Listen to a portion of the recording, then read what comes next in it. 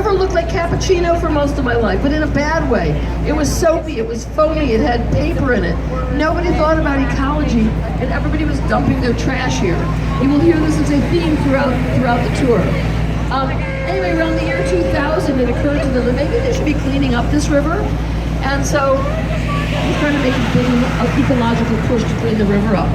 We had 2 mayors daily, and the first mayor daily really thought the river should be a big recreational area. It never happened in his lifetime. The second mayor daily pops up, Richie, and Richie Daley wanted to clean up the city, but what he was responsible for was putting all the flowers. So he spent millions and millions of dollars putting flowers around the city of Chicago, which is beautiful, but wasn't the river. And if you're looking for seats, there's also more seats downstairs. I know these guys have a lot of people with them, so they're trying to hold the space. Oh, you are? Okay, great. Come on. I'm sorry. And there. Oh, excuse me, let me try this again. There's your friends. Anyway, I try to be protective, you know? Trying to help the cause. So he put all the flowers in. Eventually, around like 2000, a little bit later, they put one restaurant in down here, sort of as a test. It didn't work. And they weren't sure this was all going to work. And the reason was nobody could see the restaurant from the street. There were no stairs going down directly to the restaurant. All this was added. So the Riverwalk was designed in 2015. Great woman story by an architectural firm called Ross Barney. And the lead architect there actually just got a Lifetime Achievement Award at NIACA. Anyway, woman-owned firm, they designed the whole Riverwalk in 2015, and all of a sudden, all this action starts happening. They put in the stairs, they put all the walkways in. They kind of built this thing 500 feet at a time. It was really funny and very fun to see it happen. Anyway, historically, let me tell you about this site. Across the river, it says London House. And first of all, that is a Beaux-Arts building. You'll see a lot of Beaux-Arts buildings. They are identifiable by classic ornament below and at the top of the building with relatively plain stacked floors in the middle.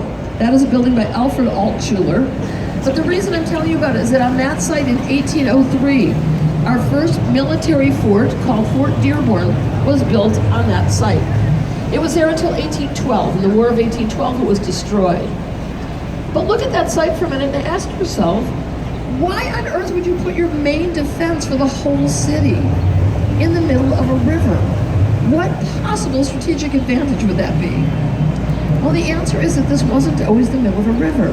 The river's natural, but it stopped sort of to the west, which is kind of that way.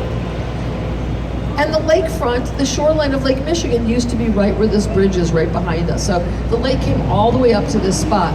What happened was we had the Chicago fire.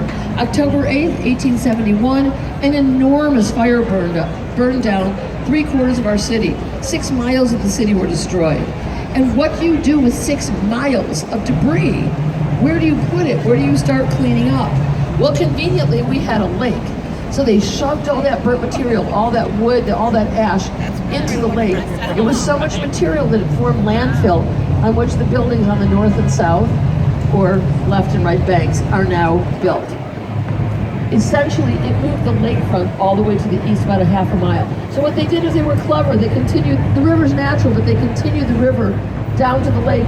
And then after this landfill was formed, they just made it look like the river went farther, Lake Michigan's shoreline, a half mile to the east. So the topography here totally changed at that time. Really interesting story. Anyway, we'll tell you more about the fire later. It left 100,000 people homeless. 17,000 buildings were burned during that fire. Let's just start talking about the second tallest building in Chicago, which is right there. That is the Trump International Hotel and Towers. I believe we're heading off that way. It is the second tallest building in Chicago, designed by Skidmore, Owings & Merrill, and the lead architect is a man named Adrian Smith. Adrian Smith is a Chicagoan, and you know, like every city, we particularly love our own, so we particularly like that he did it. Some interesting things about the building. It was completed in 2009, and there's a couple details about it that made me particularly like it.